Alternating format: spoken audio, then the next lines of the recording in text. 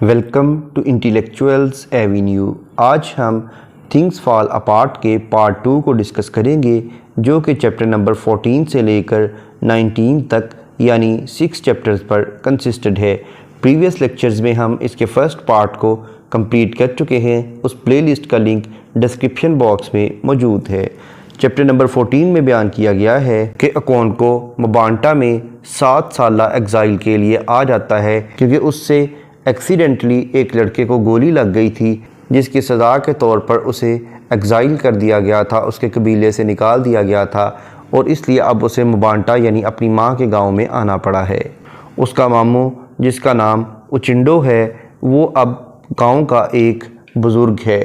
وہ اسے خوش آمدید کہتا ہے اور اسے اندازہ ہو جاتا ہے کہ کس وجہ سے انہیں یہاں آنا پڑا ہے۔ اس کے باوجود وہ اکونکو کی پوری کہانی سنتا ہے اور اس کے لیے ضروری سامان کا انتظام و انصرام کرتا ہے۔ وہ اکونکو کو ایک پلاٹ دے دیتا ہے تاکہ وہ اپنا یہاں پر گھر تعمیر کر سکے، اور اکونکو اس کے علاوہ بھی کچھ زمین لے لیتا ہے تاکہ اس میں وہ کاشتکاری کر سکے۔ اوچنڈو کے 5 بیٹے ہوتے ہیں جو کہ اکونکو کو 300 یام سیڈز دیتے ہیں تاکہ وہ اپنی کھیتی باڑی شروع کر سکے۔ اب نیا فارم بنانے کے لیے اکونکو کو اپنی فیملی کے ساتھ بہت زیادہ محنت کرنا پڑتی ہے، اور کام تو اسے بہت زیادہ خوشی دیتا ہے، لیکن اسے دکھ اس بات کا ہے کہ وہ اپنی کمائی ہوئی جوانی کی عزت کو ختم کر چکا ہے۔ وہ یہاں پر صرف اپنا وقت گزارنے کے لیے کام کرتا ہے۔ اوچنڈو دیکھتا ہے کہ اس وقت اکونکو بہت زیادہ پریشان ہے، اس لیے اس سے زیادہ ڈیٹیل میں بات کرنے کی بجائے گفتگو کو مؤخر کر دیتا ہے۔ وہ سوچتا ہے کہ جب یہ ریلیکس ہو جائے گا تب اس کے ساتھ لمبی گفتگو کی جائے گی۔ اکونکو یہ سمجھتا ہے کہ چائی یعنی اس کی بدقسمتی کی وجہ سے ہی اس کے ساتھ یہ سب کچھ ہوا ہے۔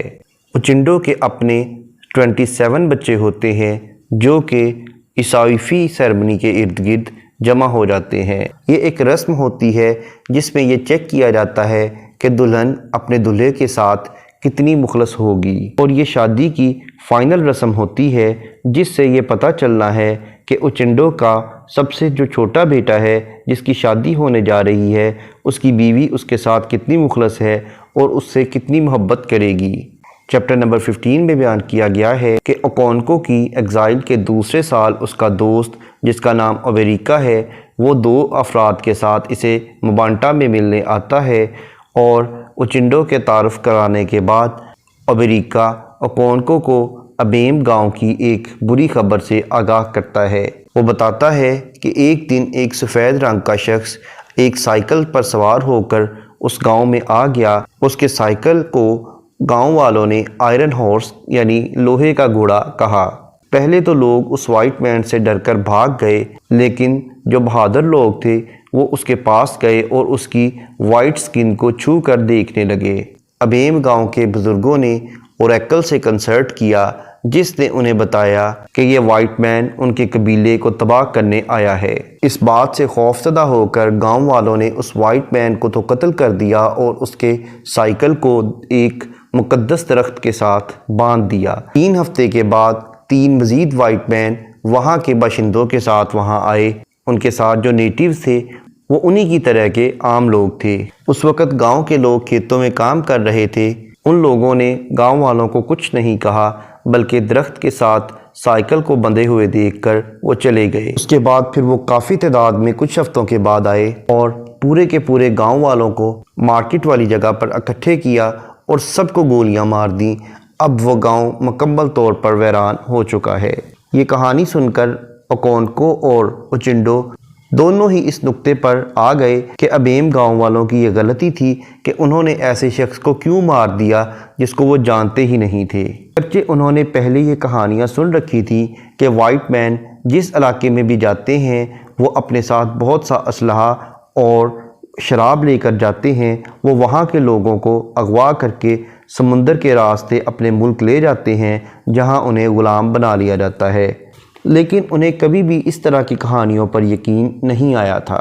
کہانی سنانے کے بعد وہاں کھانے کا ارینجمنٹ کیا جاتا ہے۔ کھانے سے فارغ ہونے کے بعد اوبریکا ओकोनको को वो रकम देता है जो कि उसने उसके यैम्स और उसके बीजों को बेचकर हासिल की थी, और ये वादा करता है कि उसकी फसल से जितना भी मुनाफा आएगा वो उसे पहुंचाता रहेगा। चैप्टर नंबर 16 में बयान किया गया है कि 2 साल के बाद ओबेरिका दोबारा फिर मबांटा एक बुरी खबर के साथ आता है। वो बताता है कि उनके कबीले यूमोफिया में क्रिश्चियन मिशनरीज़ आ गए हैं और उन्होंने अपना एक क्रिश्चियन चर्च भी तामीर कर लिया है और बहुत से इलाकाई लोगों को क्रिश्चियन बना रहे हैं। इस वजह से यूमोफिया कबीले के तमाम सरदार बहुत ज़्यादा परेशान हैं। वाइट मैन सबसे पहले इस एरिया के एफुलेफो को क्रिश्चियन बना रहे हैं। एफुलेफो से मुराद है यहाँ के बहुत ही कमज़ोर और इंतहाई बेकदरों कीमत लोग, और ये वो लोग हैं जिन्हें अभी तक इनके कबीले में किसी किस्म का कोई टाइटल नहीं मिला था। और असल परेशानी की बात यह है कि ओकोनको का बड़ा बेटा जिसका नाम नवोए था वो भी उन मिशनरीज़ के साथ पाया गया है। जब ओबेरिका ने नवोए को उनके यहाँ देखा तो उसने उसे इसकी वजह पूछी तो उसने कहा कि मैं अब इन्हीं का हिस्सा बन गया हूँ। लेकिन जब उसने उसके बाप का जिक्र किया तो उसने कहा कि ओकोनको मेरा बाप नहीं रहा। उसके बाद मबांटा में भी 6 वाइट मैन आ गए। अबेम गांव की डिस्ट्रक्शन सुनने के बाद तमाम लोगों को शौक़ था कि वो वाइट मैन को देखें। वाइट मैन के साथ इंटरप्रेटर भी होते थे, यानी तर्जमान होते थे, जो कि दोनों तरह की ज़बानें जानते थे और उनके और गांव वालों के दरमियान गुफ्तगू को ट्रांसलेट करके एक दूसरे को समझाते थे। इन्हीं इंटरप्रेटर्स की वजह से क्रिश्चियन रिलीजन को वो फैला रहे थे। वो इन लोगों को बता रहे थे कि वो जिन लकड़ी और पत्थर के बुतों की पूजा कर रहे हैं वो असल में गलत कर रहे हैं।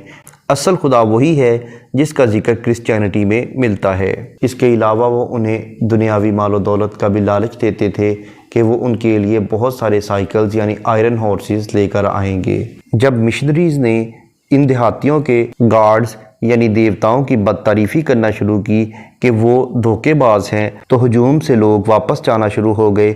लेकिन अचानक मिशनरीज़ ने एक ऐसा सुरीला हिम गाना शुरू कर दिया जिस वजह से लोग दोबारा फिर उनकी तरफ अट्रैक्ट हो गए।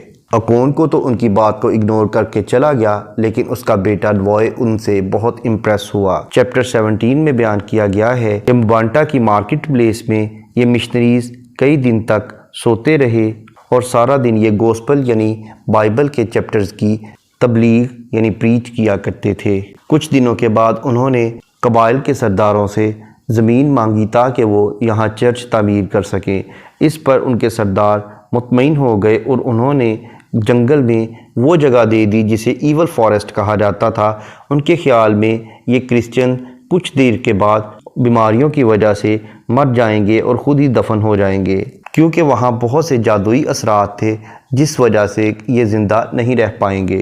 क्रिश्चियन मिशनरीज़ इस बात पर रज़ामंद हो गए, इसलिए कबीले वाले बहुत खुश थे कि अब ये खुद ही मौत के मुंह में जा रहे हैं। लेकिन इसके बरक्स क्रिश्चियन लोगों को चर्च तामीर करने में किसी किस्म की कोई मुश्किल पेश ना आई। इस वजह से मबांटा कबीले के लोगों ने सोचा कि शायद वाइट मैन के पास बहुत बड़ी जादुई ताकत है जिस वजह से उनका जादू उन पर असर नहीं कर पाया, क्योंकि उनके देवताओं के जादू की वजह से कोई भी शख्स वहाँ 28 दिन तक नहीं ज़िंदा रह पाता था। लेकिन वो लोग ख़ुद भी 28 दिन तक सलामत रहे और उनके चर्च को भी कोई मसला नहीं हुआ। इस तरह से मिशनरीज़ ने अपनी तबलीग को जारी रखा और औरतों को भी अपने मज़हब में शामिल करना शुरू कर दिया। उनमें एक प्रेग्नेंट औरत भी थी जिसके पहले 4 दफ़ा ट्विन बच्चे हुए थे और उन 8 के 8 बच्चों को जंगल में मरने के लिए फेंक दिया गया था। मबांटा में अपनी सरगर्मियां मुकम्मल करने के बाद मबांटा के कबीले को मिस्टर क्यागा के हवाले करके वाइट मैन यूमोफिया कबीले में तबलीग के लिए जाना शुरू हो गए। इस तरह यूमोफियंस भी इस क्रिश्चियनिटी को कबूल करने लगे। सबसे बड़ी बात यह थी कि ओकोनको का अपना बेटा नवोए भी क्रिश्चियनिटी कबूल कर चुका था और हर संडे चर्च में इबादत के लिए जाता था। लेकिन चर्च में जाते हुए अभी तक उसे अपने बाप का खौफ था। नवोए की इन कामों से तंग आकर एक दिन ओकोनको ने उसे बहुत ज़्यादा मारा, लेकिन उचंडों से उसे बचा लिया। इसके बाद नवोए कभी भी यूमोफिया नहीं गया, बल्कि वो सीधा चर्च चला गया और क्रिश्चियन लोगों के बनाए हुए स्कूल में उसने एडमिशन ले लिया اور ان کوششوں میں لگ گیا کہ وہ اپنے باقی بھائیوں اور بہنوں کو بھی اس طرف لائے گا۔ اس کے علاوہ وہ اپنی ماں کو بھی اکثر کرسچینٹی کی تبلیغ کرتا رہتا تھا۔ اکونکو اس بات سے خوفزدہ تھا کہ نوائے چونکہ کرسچینٹی قبول کر چکا ہے، اس لیے اکونکو کی موت کے بعد کوئی بھی اس کے آباء و اجداد کے مذہب اور روایات کو لے کر چلنے والا نہیں ہوگا، اور اس کی حرکتوں کی وجہ سے اکونکو کو اپنا باپ یعنی یونوکا بھی یاد آتا تھا، جو کہ بالکل انہی حرکتوں کا مالک تھا۔ چیپٹر 18 میں بیان کیا گیا ہے، ایک دن افریقن لوگ جو کہ کرسچینٹی قبول کر چکے تھے وہ اپنے قبیلے میں آئے اور انہوں نے کہا کہ انہوں نے اس قبیلے کے جو گارڈز تھے انہیں مار دیا ہے اور اب ان کو جلا بھی دیا ہے۔ اس پر ان لوگوں نے انہیں مار پیٹ کر واپس بھگا دیا۔ اس کے بعد جب چرچ مضبوط ہوا تو اس نے پریچنگ کے ساتھ ساتھ اپنی ایک باقاعدہ حکومت بھی قائم کر لی۔ ان قبائل میں کچھ اوسو لوگ ہوتے تھے جو کہ ایسی کلاس تھی جنہیں وہ اپنے برابر نہیں سمجھتے تھے، نہ تو وہ ان کے ساتھ شادیاں کرتے تھے اور نہ ہی انہیں بال کٹوانے کی اجازت تھی، اور انہیں ہمیشہ ایول فارسٹ میں ہی دفن کیا جاتا تھا۔ جب ان اوسو لوگوں نے دیکھا کہ کرسچن مذہب تو ٹوینز کو بھی ایکسیپٹ کر رہا ہے اور ان کو بھی اپنے جتنی ہی عزت دے رہا ہے، تو وہ کرسچینٹی سے بہت زیادہ اٹریکٹ ہونے لگے۔ اوسو کے کرسچن ریلیجن میں داخل ہونے سے جو بڑے قبائل کے لوگ کنورٹ ہوئے تھے انہوں نے اس پر احتجاج کیا کہ انہیں ان کے برابر رتبہ کیوں دیا جا رہا ہے، لیکن مسٹر کیاگا نے مختلف دلائل دے کر انہیں بھی مطمئن کر لیا۔ اب اوسو لوگوں کو یہ اجازت تھی کہ وہ اپنے سر بھی منڈوا سکتے ہیں، اپنی کٹنگ بھی کروا سکتے ہیں، اور جو ایک انسلٹنگ قسم کا مارک ان پر لگایا جاتا تھا اسے بھی شیو کر سکتے ہیں۔ اس طرح سے اتنی عزت ملنے کے بعد تقریباً تمام اوسو لوگ کرسچن ریلیجن میں داخل ہو گئے۔ ایک سال کے بعد یہ لوگ اتنے مضبوط ہو گئے کہ ایک اوسو جو کہ کرسچن ہو چکا تھا، اس کا نام اوکولی تھا، اس نے اس قبیلے کے ایک سیکرڈ پائتھن کو قتل کر دیا جو کہ ان کے لیے بہت ہی مقدس اور قابل عزت جانور تھا۔ اس پر مبانٹا کے لوگ اکٹھے ہوئے اور اوکولی کو سزا دینے کا فیصلہ کیا۔ اس پر اکونکو جو کہ اب اپنے قبیلے میں واپس آ چکا تھا، اس نے تو یہی فیصلہ دیا کہ انہیں بہت سختی سے پیش آنا چاہیے، لیکن قبیلے کے دوسرے لوگوں نے کہا کہ نہیں، انہیں اس بات کو نیگوسیشن کے ساتھ نمٹانے کی کوشش کرنی چاہیے۔ یعنی اب اس قبیلے کے لوگ بھی وائٹ مین کی طاقت سے بہت زیادہ خوفزدہ ہونے لگے تھے اور وہ مصلحت کی طرف آنے لگ گئے تھے، یعنی وہ اپنی جنگی حکمت کو چھوڑ چکے تھے۔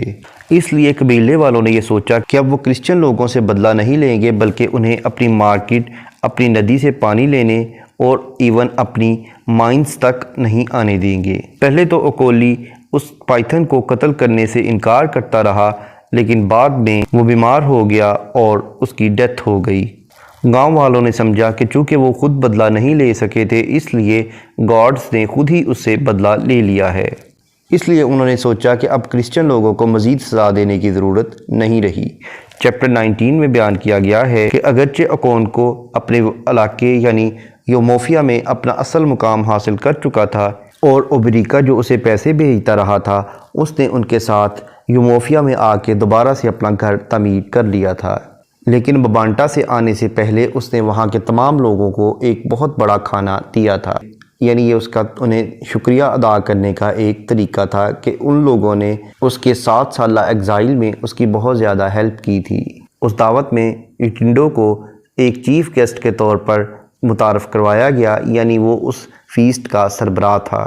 اسی نے کولا نٹ توڑا اور تمام بچوں کی اچھی صحت کے لیے دعا بھی کروائی۔ لوگوں نے اکونکو کو دعوت دینے کا شکریہ ادا کیا اور اس دعوت کے اینڈ پر یہ دعا بھی کی گئی اور اس موضوع پر بہت سی گفتگو بھی کی گئی کہ اب کس طرح سے کرسچن لوگوں سے اپنے قبائل کو محفوظ کیا جا سکتا ہے۔ یہاں پر تھنگس فال اپارٹ کا پارٹ 2 کمپلیٹ ہوا۔ نیکسٹ لیکچر میں ہم اس کا 3rd یعنی لاسٹ پارٹ ڈسکس کریں گے۔